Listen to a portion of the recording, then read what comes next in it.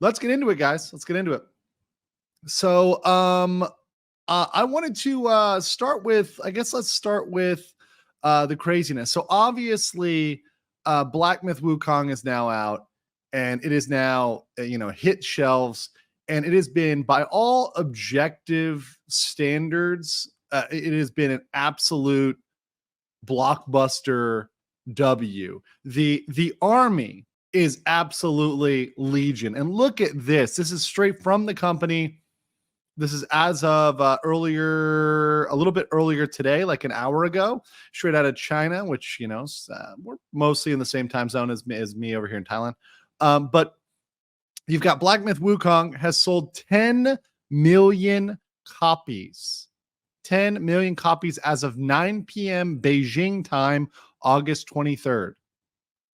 10 million copies already. 3 million concurrent players across all platforms. Fucking nuts. Fucking nuts. Like, there's no way to look objectively. You literally can't say shit to that. There's no way to like objectively say, "Oh no, it's not successful." No, you're being impartial. That's absolutely 100%.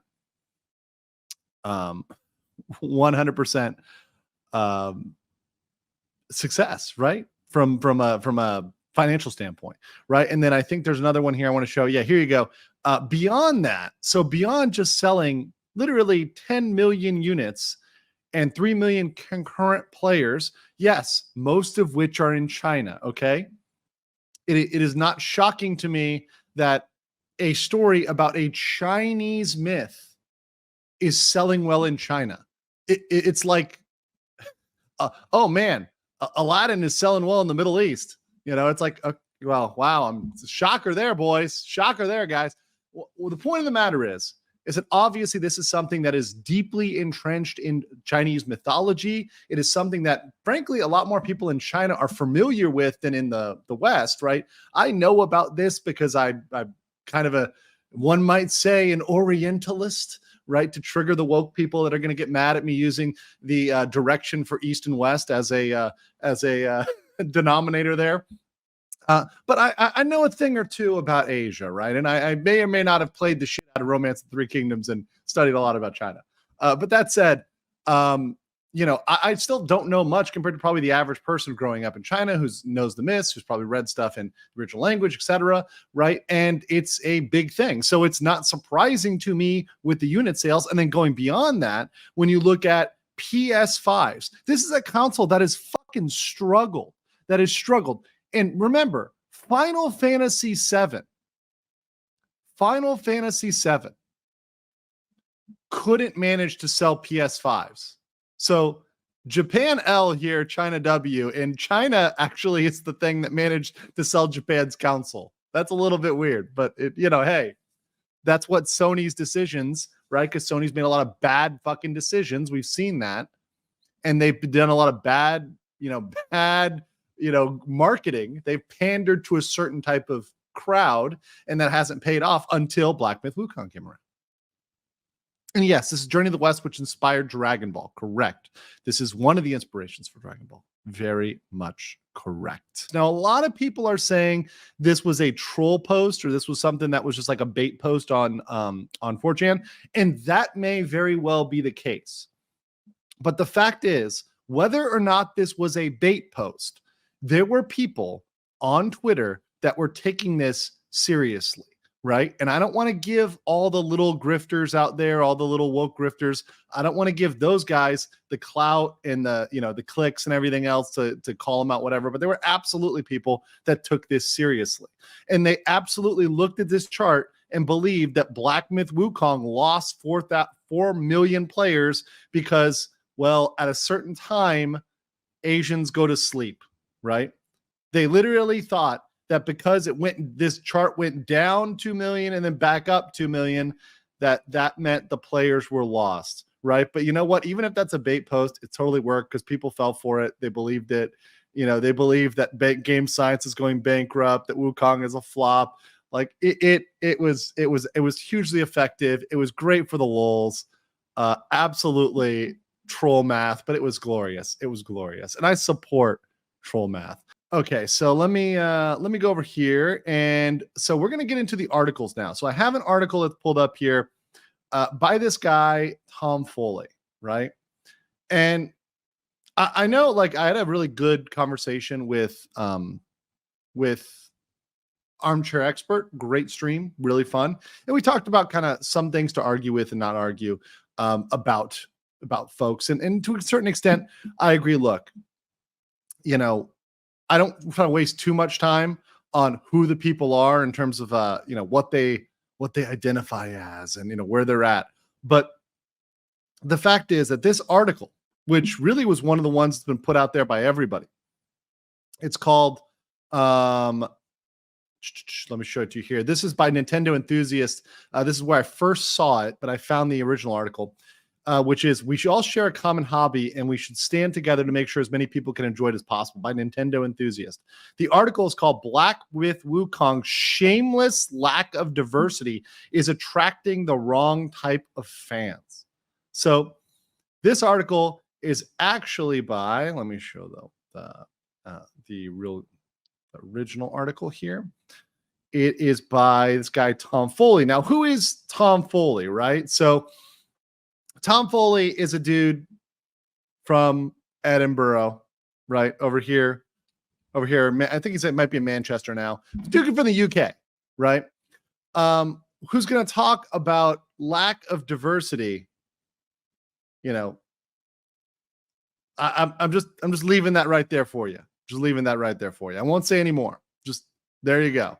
There you go. That's the guy. That's the guy who's going to talk about lack of diversity. Here's our lack of diversity expert right now. All right.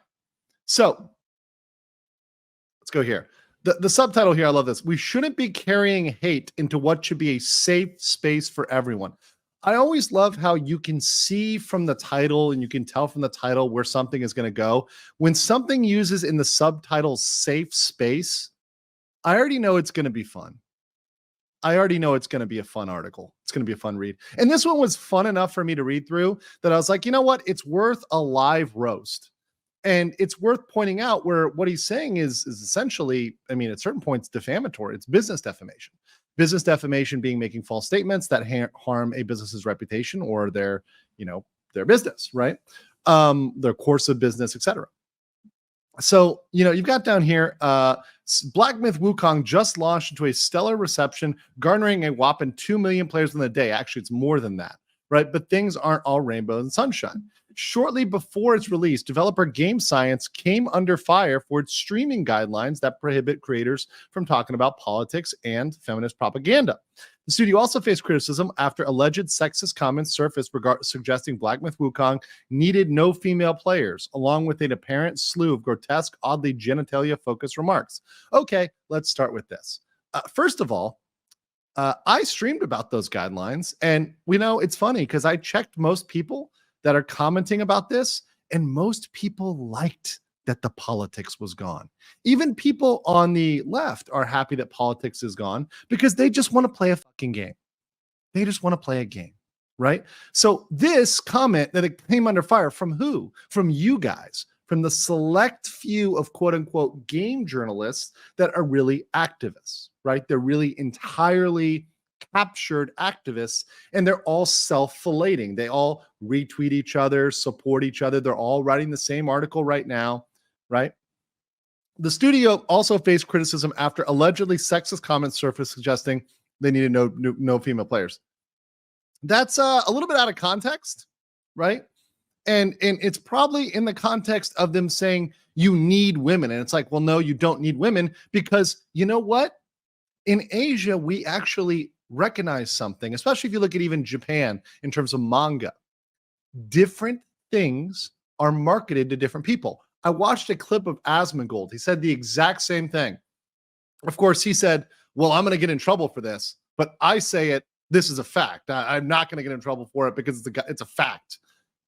Generally, men and women like to play different types of games. There are always exceptions. There are always women that like to play generally male marketed games, and there are men that like to play generally female marketed games, right? So I think the example he gave was The Sims and like God of War or something like that, right? or any sort of other like hardcore game, right? Souls, all the Souls type games. There are women who love the Souls types games, and there are men who like the Sims, right? That's fine. But you have to understand when you're marketing, what is your primary market? If your primary market is one way, that's fine. But you can have a secondary market. Doesn't mean women can't play it. It doesn't mean they check your chromosomes at the door, right? That's not at all. Or they check what you identify as at the door. No, not at all. You're allowed to play it and enjoy it no matter who you are. But they understand who it is marketed towards. And you don't need to have players of both genders enjoy every single game. You can make two separate games that are marketed separately, and they excel at that, rather than one dog shit game that everybody hates, because that's what the West is obsessed with. They're obsessed with making these amorphous, androgynous dog shit games that everybody hates. So one thing they like to focus on, and this is a really weird thing, they always try to make stuff about people's genitalia, and this is a weird fixation, especially with a certain group of activists. They always try to say, well, it's because you are an infantile man and you have some sort of penis issue or whatever. They always try to make it about that. It's really weird, right? Even though the fact that a lot of people that have an issue with the bad games are also women, right? And a lot of people that want real women are women, right? I mean, I retweeted someone today that I was like, they're a woman who looked at these two comparables, right? Like the Zoe and the other one, and said, no, I want to play this one, right? It's something that is appealing to everybody, I think. But that said, here we go. Here's where they get interesting. Here's why I like this article, where the conspiracy of this article gets crazy. Somewhat unsurprisingly, this has led to hordes of self-proclaimed anti-woke fans coming out of the woodwork to celebrate Wukong's lack of diversity. You know what this is telling us? This is telling us there's many fans, and actually I believe this part, there's many fans that are tired of this bullshit. We're just tired of it. We just want to play a fucking game. And by the way, I don't need it to be like some sort of, propaganda 1950s world. I just want a fucking game. I'm trying to play a game. It can be a game about a roving Cthulhu. I don't care what the game is about. Just make a good game and I'll play it. It's good. It's crazy. And it's admitting the fact that there are a lot of people that want this. If so many people wanted these types of games, why did the games like Concord and Dustborne, why aren't those doing well? Why aren't those popping off? All it takes is a brief glimpse of the comment section on social media to see this is kind of right. Okay, so he's literally using the comment section as reality. See, this is somebody who's terminally online, who's out of touch with reality, using the comment section as a broader, to make a broader point. Really weird. The most telling thing is how Screen Rant journalist who criticized Wukong's lack of inclusivity was bullied off the internet by rabid commentators. No one should ever have to face hate for doing their job. No, you weak-minded little UK bitch. And I mean that from the fact now he's from the UK, a lot of base bros in the UK and sisters in the UK. But this is so stupid because he wouldn't say this if this was a story about Islamic history and myths, if this was a story about the first caliphate, do you think he would have the balls to say this in the UK right now? Two-tier Kier, rocking in the UK. Do you think he'd have the balls to say it if this was a story about, just something that was happening in Arabia or Africa? Do you think he'd have the balls to do that? No, he wouldn't. He wouldn't. He only has the audacity to do this because it's, first of all, it's China, right? And he can put this in as quote unquote white adjacent or whatever the hell he wants to do, right? It's the truest form of cowardice. But if you are going out as a journalist, you should be subject to criticism. That is a market, right? This is not a situation, and people got mad at me yesterday, but I don't give a fuck. I'm going to say it again. This is not Soviet Russia. This is not communism where it's Pravda and you've got the one piece of paper, the one political point. And if you disagree with that, you're heading straight to the gulag or you're getting executed. This is not that. That's what they want here, though. What they want here, though, is a world in which you cannot criticize. They want a world in which you cannot criticize anything a quote unquote journalist does, with no standards as to what is a journalist or no standards as to what is journalism. Yeah, a Slavic game would be awesome. I'm down with that. But I mean, once again, they would feel their oats with the Slavic game. This is all symptomatic of a wider problem that's damaging the industry we love. This is bullshit because I doubt this guy is anything but a tourist, right? It's just like the people I see posting about anime. And I saw this post, I got to find it for a future stream, but it was a post talking about somebody who was criticizing anime, and they were criticizing certain things in anime. Excuse me. And they were saying, and somebody asked them, well, what anime do you watch? And they're like, well, I watch DBZ and One Piece. And it was like DBZ abridged in One Piece. It's like, yeah, okay. It's okay. Yeah, you're not, I love games. What games have you played? Candy Crush. Anti-woke gamer symbol. Okay, so this is the big theory here, that this is rallying all the anti-woke people. Let me read through it. On August 21st, Puberty's Instagram page shared news of Wukong breaking Steam's single play record. That's true. And the comments are full of unsavory replies from fans delighted the game isn't inclusive because it's not gay and woke. A top comment reads, the time of writing, nearly 4,000 likes. So proud of this game. It doesn't support any genders or sexual orientations, unlike other games nowadays. The common sentiment is liberals are in tears. It sounds like right-wing gamers going to be happier. No. In fact, a lot of these comments just go from people that are tired of this stuff being forced on them in every single video game, where every single video game has to be about politics and has to be about some sort of agenda, right? Pushing some sort of message. So it doesn't stop there. Ryan Kennel. Shout out to my boy, Ryan Kennel. I got to do a collab with him on this. Said woke journalist triggered over Black Myth Wukong. The comments paint a similar picture, and it won't take you long to find dozens of parallel examples. I'm getting this game just because it doesn't have diversity, one user replied to Ryan's comments, right? So they're literally going to comments on Ryan's YouTube channel. They're literally digging through the comments of YouTube videos to find stuff for their article. What a pathetic loser. I'm getting this game because it doesn't have diversity. Journalists would give it a 10 out of 10 if it were a black chick with a dong instead. How clever. And look, I love how they say this is, but you know what? He doesn't refute the point. He doesn't refute the point. He just makes a little snarky remark. And it's just like a little twit, like this guy, Tom Foley. It's just like a little twit to make that comment without refuting it, because we have irrefutable evidence that that's exactly what would happen. I have it pulled up right here. We're gonna look at this other game a little bit later, but there's a game called Dustborne. It is super duper woke, right? But it's absolute dog shit, absolute bad controls, absolute trash. They're giving that one a 7 and Wukong an 8, right? And IGN. Once again, this should be a 10, right? It is killed it, right? Killed it. Right. This pile of steaming dog shit, they decided to give a 7. Right. We're gonna view it later. We're gonna tell you exactly how bad that is. They will give stuff that is absolute crap high scores just because it's representative. It's representative, right? It's representative. So we gotta score it high, right? We gotta score that trigger button high. I mean, it's got a trigger button. It's got a trigger function. I'm gonna show you guys this. It's nuts. It's really fucking nuts. Let's continue.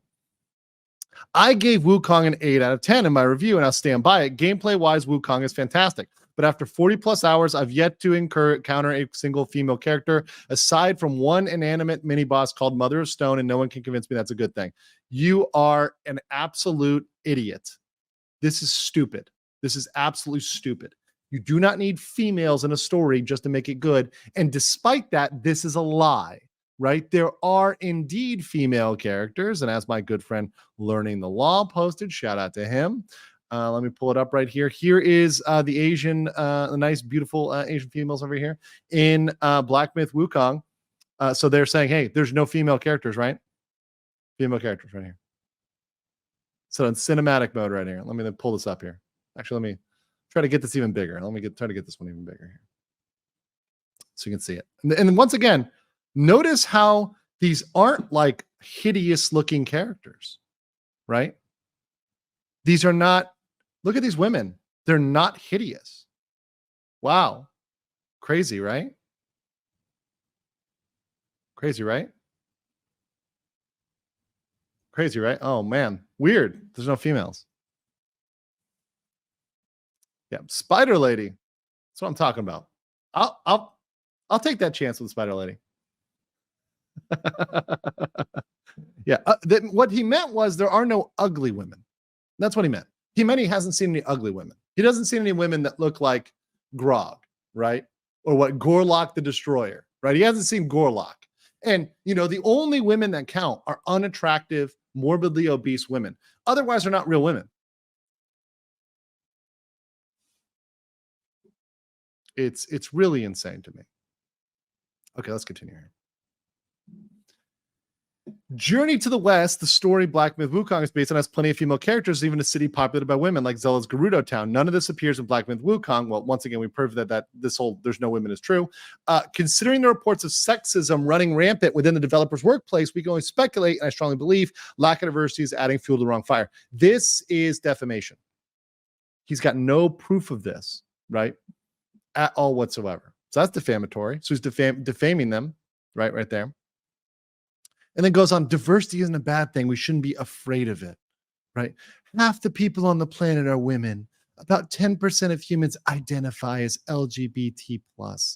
We live in, this is definitely not accurate, by the way. We live in a diverse world, and there's no escaping it. Having a diverse cast of characters makes games more believable. No, it doesn't. In fact, many times it makes it completely unbelievable. Let's look at Assassin's Creed, full stop. I got a full stop on that one. Let's look at Assassin's Creed. That makes it completely unbelievable. When I see Yasuke running around as a samurai, I'm like, no, I don't believe this. Right? When I see stories about ancient England or Norway or Finland or Denmark that are showing characters that perhaps came straight out of Peru or the Central African Republic, I'm like, yeah, that's not a thing, right? There's no Columbian exchange till much, much later. Right? Ridiculous. It helps female and minority players feel represented. One of the most vehement lies ever. Diversity breaks down stereotypes, like the utterly untrue notion that women don't enjoy games. Nobody said that. Women enjoy different games than men. Nobody says that women don't enjoy games. That's stupid. It facilitates richer narratives and fosters more creative storytelling. And games deliberately omit diversity, feel narrow in scope and perspective, not to mention are putting off prospective buyers. Completely untrue. Completely untrue. Right? And that's where he gets a quote. We all share a common hobby. We should stand together and make sure as many people enjoy it as possible. Purely from a business perspective, diverse games appeal to more players, which can improve sales by helping developers tap into new markets. This is what Sweet Baby Inc. Let me zoom in on this. This is why they're afraid of this. This quote right here is why they are terrified of this, because this game disproves this entirely. It's complete bullshit. This is, as a person who worked for a company, I'll tell you right now, this is bullshit. This is bullshit. Things do well by pandering to a niche. Selling to a niche is better than selling to an androgynous, generalized whole. Always niche. Niche is the key to business. These people do not understand business. This is a Sweet Baby talking point. 100%.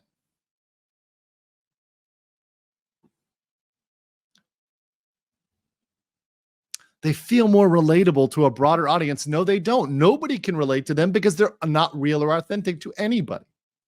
They create opportunities for marginalized content creators. Now, this is true because these people give out these games and the opportunities and the positions to their friends and family and their cronies. So people like Sweet Baby, right? These industries, these cottage, game consultant industries, they exist to create jobs for certain people.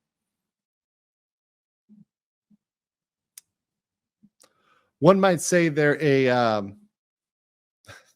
they're a bit of an industry handout, if you will, and encourage us to develop empathy for groups we aren't familiar with. This really is projection. I don't need to play a game with a bunch of women to empathize with and care for women. I have a mother, right? Okay. Like I have a father too, right? Shocking. I know. And I can empathize with other people, other genders, other races, right? Without having them to be in everything. If you have a problem empathizing with people because you don't see them in your favorite comic book or whatever else, that's a you problem. And maybe you need to do some soul searching. And maybe the racism is really in you. It's not in the other people, it's in you. Right? It's crazy. So I'll end there with this one. I think, let's see. Oh, Alex, there's one more here I want to read. Okay. So he goes here. When a developer elects to only feature straight male characters, why are you assuming their sexuality? How do you know the sexuality of a monkey? I'm just saying. It sends a message that diversity isn't important, or worse, it's a bad thing. It rallies toxic community members who share the same opinion, encouraging passionate gamers to go for each other's throats. No, it encourages gamers to stand against tourists, right? It is gamers versus tourists. And this shows who's a tourist, right?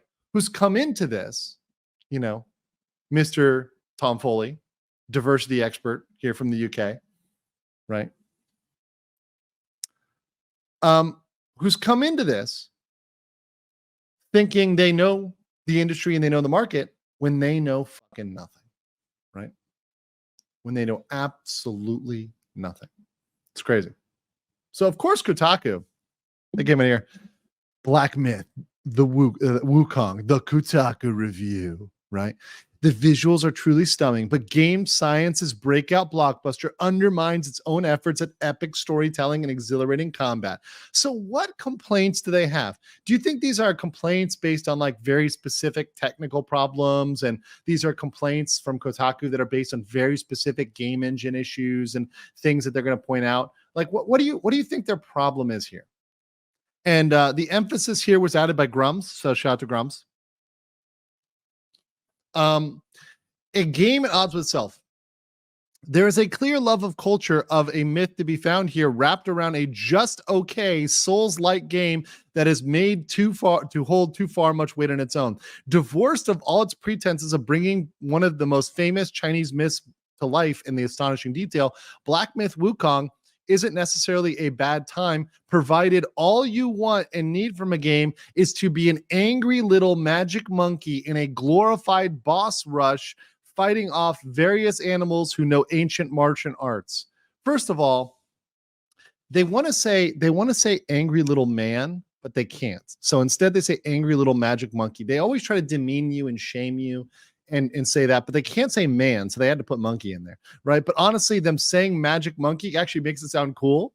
I'm like, yeah, I want to be a fucking magic monkey. Yeah, absolutely. I will love to be a magic monkey. Yeah, fuck you. That sounds like a great time. And yeah, I want to fight with martial arts. This is clearly written, even though it's written by a quote unquote man, it's written by a quote unquote man that thinks like a woman and is clearly a tourist, right? And I say that by the way, I say that in the source of general marketing, right? This is a man who doesn't like to play games that are generally marketed towards men. This guy probably enjoys The Sims and Candy Crush, right? He's probably playing like, he's probably sitting out there on his phone, just crushing those candies. Get little Angry Birds in there, What is it, like Farmville? He's like playing Farmville. Like he's a little bitch. Like this person could wrote this. Guy wrote this. A little hilarious. And then scrolling down here, Black Myth Wukong is a game trying to please two very specific crowds. Both will end up doing extra homework to get the goods in Black Myth Wukong. At every turn, the game is doing itself no favors by leaving out pages out of the textbook. It can Black Myth Wukong can be just another forgettable, also ran in a crowded genre. There's nothing else gamers need to hear, right? It's going to be forgettable. It's so forgettable that millions of people are playing it right now. It's so forgettable, right? Such cope from Kotaku. Such absolute cope from Kotaku.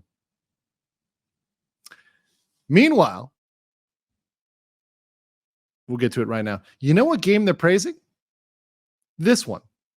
This is a clip from the game Dustborne. And no, I know someone said, did you miss Dustborne? Oh, no. We're going to show you Dustborne right now.